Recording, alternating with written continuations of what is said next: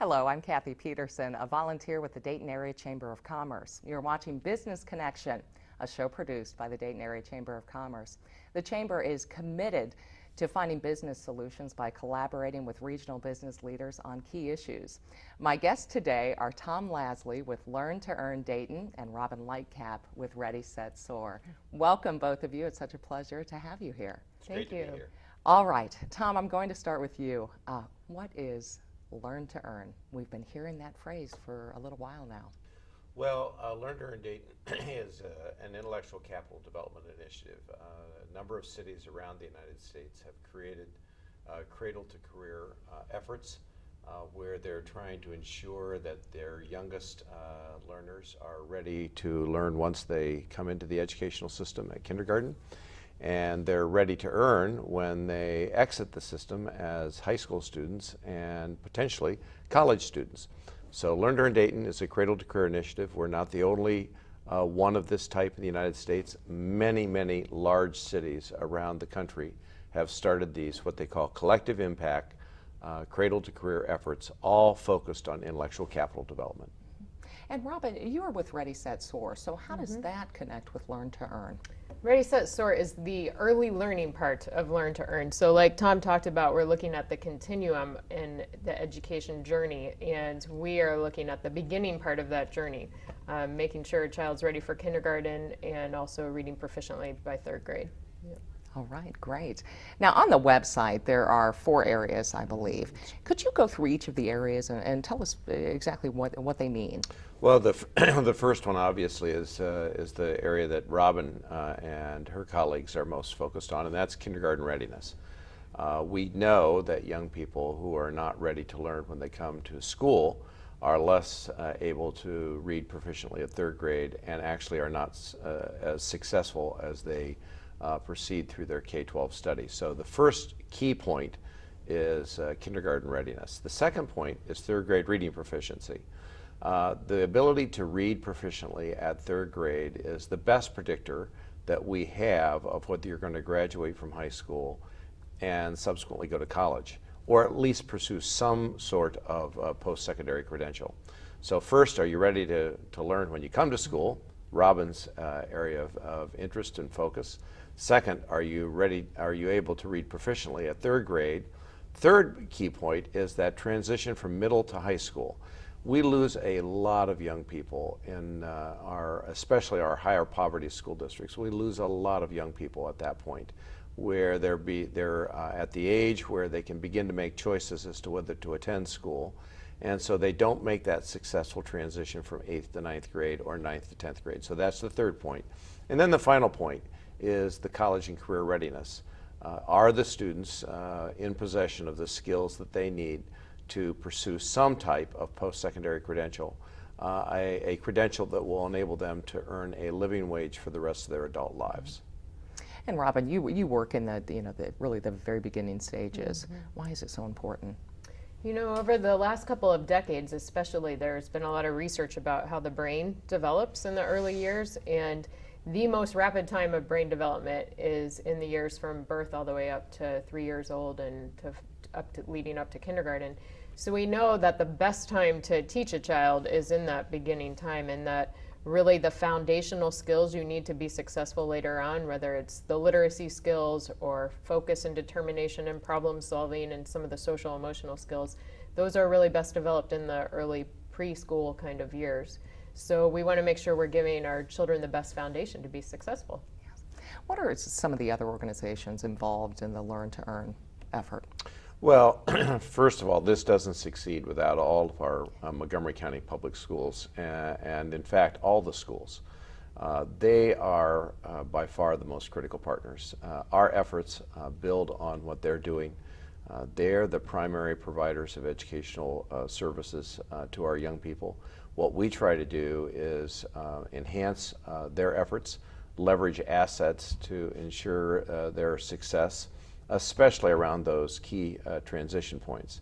So Robyn's working collaboratively with the school districts to figure out how can we increase the number of young people who are ready to learn when they come to school. She and one of her colleagues are also working on the third grade reading. So the most critical partner in this whole thing would be our school districts. And I might add, this is not just our public school districts. We've had very good conversations and even participation by our Catholic schools. They're actively involved in looking at what we're doing and trying to help meet some of the same goals. So this is not just a public school effort. This is a public and private, especially Catholic school effort. And I might add that even our charter schools, especially at the high school level, they've been very involved in this effort as well. So we have very good participation from lots of different people who are educational providers in Montgomery County. That's great to hear, because we all do need to be on board with this. Mm-hmm. Right. Now, you and the Chamber have been involved with the Lumina Foundation, and that's a nationally recognized education foundation. How has that organization been helpful? Well, the Lumina Foundation has actually set the national goal. The Lumina Foundation has calculated that by 2025, for economic viability and for our economy to have the intellectual capital that it needs, that for the population in the 25 to 64 year old age range, for that population, essentially the working population, about 60% of that group needs to have some sort of post-secondary credential, either a 2-year degree, 4-year degree, or marketable post-secondary credential. Right now in Montgomery County, about 35 to 36% of our population has such a credential. That means if you look at the delta, we've got about a 25% difference between where we are and where we need to be. And this is extremely important for our region. Our region only grows if we have entrepreneurs, if we have innovators, and those entrepreneurs and innovators need intellectual capital. They can be very innovative, but if they don't have the human resources out there to utilize in the efforts that they're trying to implement, it won't be successful. So what Robyn, what I, and others are trying to do is to help achieve that 60% goal that's been established by Lumina, and that cities around the United States are endeavoring to hit, and some are going to hit.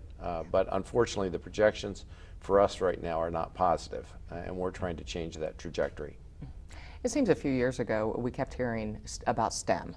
How does Learn to Earn work with STEM, and what is it exactly? Well, STEM, science, technology, engineering, mathematics, actually some people also put in medicine. Some people have made it STEAM and added the arts because they say that's really the creative aspect of what you're trying to do with a STEM. The STEM efforts, what we know is the job creation really comes out of the STEM efforts. That's the number one creator of jobs, are some of the industries that are STEM related. So what we're trying to do is to say, look, we're looking at all the intellectual capital that a region needs. And clearly one of the keys will be enhanced STEM potential. And that means increasing the amount of STEM talent that we have. I might add we've actually been fairly successful with our productivity around degrees in the STEM area, but we need to even increase that more. So if Robyn and others who are interested in early learning can find ways to ensure the readiness of young people, we believe that we can also find ways to leverage those abilities to move them into STEM fields or STEAM fields or STEM squared fields, depending on what your disposition or your bias is. You know, we keep hearing from businesses, and you touched on this, Tom, about there is that skills mismatch. You know, the businesses are looking for the qualified individuals, but maybe those individuals don't have those skills. Why is it so important for businesses to support Learn to Earn? Well, because businesses need intellectual capital. About 6 to 8 months ago, the Columbus Dispatch ran a piece that showed the deficient IT talent that they had. They had about 6,000 to 6,500 IT jobs that were available in Franklin County, and companies were desperate for the talent that they needed to sustain their operations, and some of those industries were thinking of moving. Same thing happened in Louisville, Kentucky. They were concerned about having enough intellectual capital for one of their lead employer, and that lead employer felt as though without some sort of change, it was going to have to move. So what we want to make sure in Dayton is that we have enough intellectual capital here that entrepreneurs, innovators, employers don't have to constantly import talent, but we're producing sufficient talent here to staff the positions that have become available. Also, this comes down to living wage. The more education you have, the higher your wages will be, your income will be. And so we're trying to find ways to ensure that all of our young people have access to a living wage throughout their lifetime. What kind of shape are we in now? You know, clearly we have a lot of work to do, but what kind of shape are we in now? I mean, you talked a lot about it, but how bad is it? It's not good. It's not horrible. So compared to some communities, we're clearly more competitive than they are. But there are other communities that are exceeding potential that we're evidencing. So we're right now, as I indicated earlier, we're at 35 to 36% of our Montgomery County residents with a 2 or 4 year degree. The trajectory is that if we don't change anything, that is, without any initiative, we'll get somewhere in the 43 to 44% by 2025. Remember earlier I said the Lumina Foundation has said that by the year 2025, you need somewhere in the range of 60% of your population with a marketable post-secondary degree. So we are going to be short of that. And if we are too short, it's going to impact what's happening at the base. It's going to impact what's happening with businesses. And that's why with the efforts of Robyn and others, if we have to create a system that's building the talent pool that we need and not relying on silos, which is what we've done in the past. And Robyn, I'll ask you, how challenging is it, you know, for you and your organization when you are, you know, trying to get to those, you know, that very young population? Well, thankfully we have lots of great providers. We work with all of our child care and preschool providers in the county, as well as the Dayton Metro Library is a key partner in reaching families, young families. And so we have a lot of great providers, but there are a number of people that still don't realize how impactful those early years are. And so as a community, we have to look for ways to continue to elevate the importance of really high quality learning experiences. And looking at how do we get every child into a high quality child care preschool program and make sure that they've got access to it in their community and that they can afford it and that the high quality programs are there. We have one of the things that we're looking at is the star rating system that the state has put in place, and programs can earn a star rating that indicates the level of quality for the child care or preschool. So we're really looking at increasing the number of highly rated programs, and that will help. And then just looking at creative partnerships with other people to support parents. We know parents are the first teacher for children, so we've got to really support parents in teaching their children at home so that they come to school ready to learn. And as I mentioned, the Chamber has been heavily involved with Learn to Earn, and you talked about schools playing the key part. Who else needs to get on board with this? Well, I think clearly the Chamber has been a fantastic partner. The county has also been a tremendous partner, as has been United Way.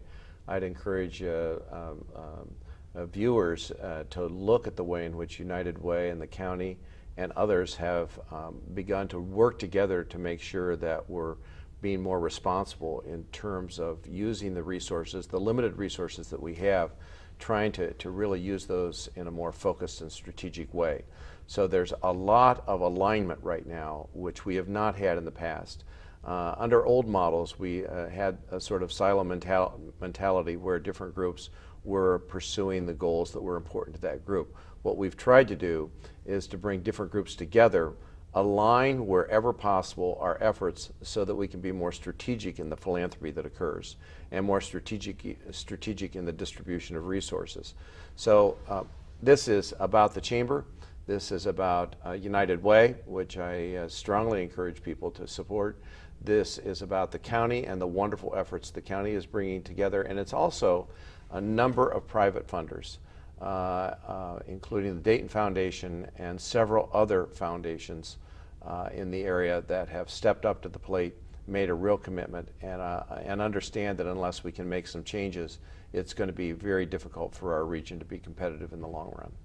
Official kickoff November 20th. So exciting time. You know, and Robyn, you can step in on this. What are your hopes for this initiative?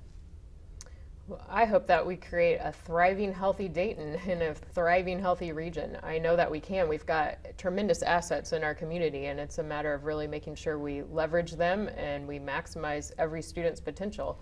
And I think we'll create a really strong region. And Tom, your thoughts? Same as well. I think this is what we want is for other people around the country to see that Dayton is a place where we have sufficient intellectual capital for our needs.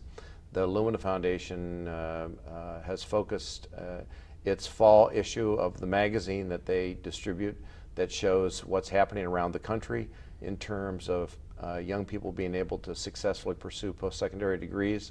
Their entire fall issue focuses on what we're doing in Dayton. And this is, when I say our, that's a collective our. It's not just Learn to Earn Dayton. This is the public schools, the private schools, the charter schools, the Chamber, the United Way, the county, the foundations. It really is unique, and that is the strength of a Cradle to Career initiative, is being able to create a systems-rich and programs-rich environment. And in the past, we've had a program-rich but system-poor environment. So we're really trying to change that. Mm-hmm. How are you getting the word out? I mean, that's a challenge for any type of, even an event or initiative. What are you doing to get the word out? You know, I would say the partnership with United Way in Montgomery County has been really key. We know that our nonprofit service providers have a big role to play in the work that we've just described and coming alongside and supporting the schools. So certainly by having those key partnerships, that helps. But it's, and again, like Tom referenced, the fact that we have all 16 public school districts in Montgomery County on board and working through that system has been really key. But then it really comes down, just as anything great in the world, comes down to those one-on-one conversations and one-on-one relationships, because like you were asking earlier, you know, who all is involved? Every person, you know, we need every person involved. We need every person reading to young children so that all of our children in our county are read to, you know, every day is the goal that we have to get to. So it really comes down to all of those key partnerships, and through that you get the word out. Yes. One-on-one. Yep. I was at a forum recently hosted by Montgomery County, and I want to say it was Senator Peggy Lehner got up and said, you know, it's wonderful for us to see, you know, the banners of everybody staying healthy. Right. She's like, wouldn't it be great if we had the banners all over the city that, you know, every child can read by third grade, because we've reached that goal and things. It's like, it's great to have the physical health, but how about we start promoting that mental health too? That we can, it's something the whole, you know, county can be proud of. How can people find out more? Well, they can go to our website, learntoearndayton.org. That's one vehicle. I know that we'd love to have those who are available attend our launch on November 20th. And you can register by going to our website. We have a lot of business and community leaders who are going to be attending, and we really welcome the participation of Daytonians and all those from Montgomery County as we try to collectively figure out how to have an impact on our culture and on our economy. Wonderful. And Robyn, how do people learn more about your organization too? We have a website too, readysetsoar.org, and also 5tothrivedayton.org, which has information about what does it mean to be ready for kindergarten, and what are the skills a child should have. And parents and caregivers can go in and take the readiness checkup for children ages 1, 2, 3, 4, and 5, so that you're working. It's never too early to start preparing a child, so that would be a great resource too. What are some of those steps people need to take or should be learning about? Well, you know, like we've been talking about, I cannot overemphasize the reading with your child. That is definitely one of the very best gifts you can give to your child or grandchild or niece or nephew or neighbor down the street. Just simply reading to them, giving them books so they have books in their home. I also would emphasize the importance of having a preschool experience at the age of 4 before you go into kindergarten, having, whether it's in a child care setting or a preschool. That's very important. We see that developing and just really making a difference on kindergarten readiness skills. And having kinds of experiences like going to the library is a great resource in every community. So partnerships with the library. Taking your child to story time, checking out books regularly, so that just becomes something that they're used to. them seeing you read is important. So a lot of it in the early years is around reading. And the other big piece is the conversations, having just really good conversations with your little ones and asking questions and answering their thousands of why questions. Those are all really important in developing that kind of critical thinking and the problem solving skills. So talk to your child, read to your child, take them to preschool. That would be my summary. Sure, spend some Yes, time. Yes. What else would you like to add? Well, I think people need to understand that this effort is one that's absolutely essential for our future. And the whole notion of trying to create enough intellectual capital so that our young people, this is not just about ensuring the economic viability of our community. This is about ensuring that our young people have the intellectual abilities and the credentials in order to compete in the 21st century. We know that when I went to and graduated from high school, about 1 out of every 3 jobs required a post-secondary credential. You could get a living wage job without any sort of post-secondary credential when I graduated. That's not the world that we're going into. The world that we're going into requires specialized skills with a projection of 2 out of 3 jobs requiring some sort of marketable post-secondary credential. So if we're going to really be fair to our young people, and if we're going to not continue to pump out large numbers of people who simply cannot create a living wage for themselves given the intellectual assets that they have, we have to figure out how to successfully tackle this problem. Mm-hmm. Absolutely. Tom Lasley, Learn to Earn Dayton, Robyn Lightcap, Ready, Set, Soar. Thank you both for being here today. Thank you. Thank you. I'm Cathy Petersen. You've been watching Business Connection, and now stay tuned for a message from Phil Parker, President of the Dayton Area Chamber of Commerce. Today's program highlighted what might be seen in years to come as one of the most transformative initiatives we've undertaken in this region to enhance economic growth by dramatically improving our talent dividend, our human capital, our people. Learn to Earn is a comprehensive educational program with the end game being a better educated, better informed, and better skilled workforce ready to drive our area businesses forward in the 21st century and securing greater jobs along the way.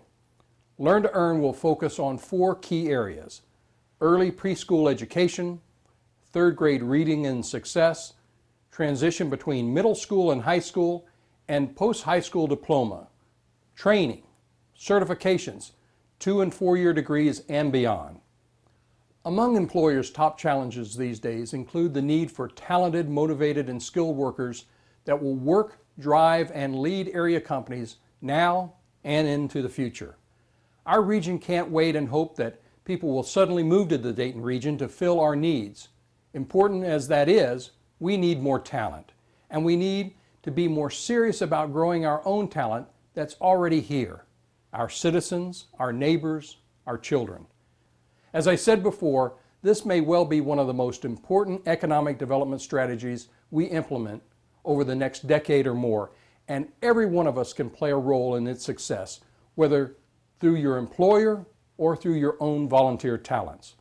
We need to rebuild and retool our workforce if we're to prosper here in this region. Contact Learn to Earn, the Chamber, or our educational leaders on how we can engage your talent. Failure, quite frankly, is not an option. This initiative is vital to our region.